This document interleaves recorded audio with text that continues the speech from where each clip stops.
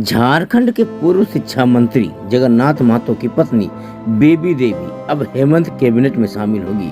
CM Hemant Soren ने baby देवी को मंत्री बनाए जाने का निर्णय लिया है।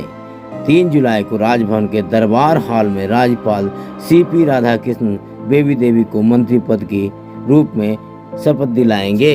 इस संबंध में सीएम हेमंत सोरेन की ओर से राजभवन को पत्र भेजा गया है, जिसे राज्यपाल ने सहमति भी दे दी है।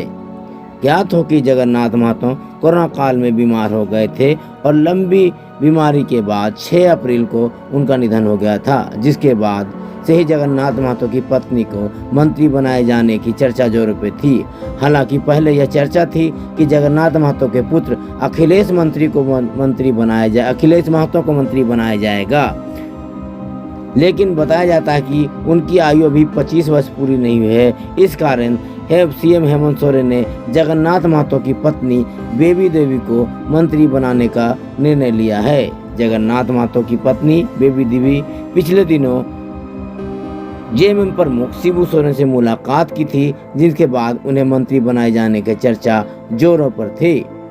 इससे पहले भी जब कोरोना संक्रमण के कारण हाजी हुसैन अंसारी का निधन हुआ था तो उपचुनाव की घोषणा की गई थी, लेकिन उपचुनाव से पहले ही हाजी हुसैन अंसारी के पुत्र हफीजुल हसन को मंत्री बना दिया गया था। बाद में वे मधुपुर उपचुनाव में विजय होकर विधानसभा पहुंचे।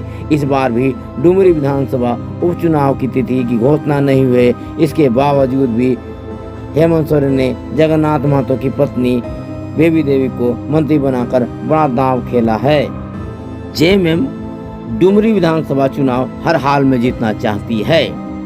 ज्ञात हो कि जगन्नाथ महतो डुमरी से लगातार 4 बार विधायक बने थे, लेकिन इस बार भाजपा आजसू के गठबंधन होने से महागठबंधन को कड़ी टक्कर मिलने की संभावना है।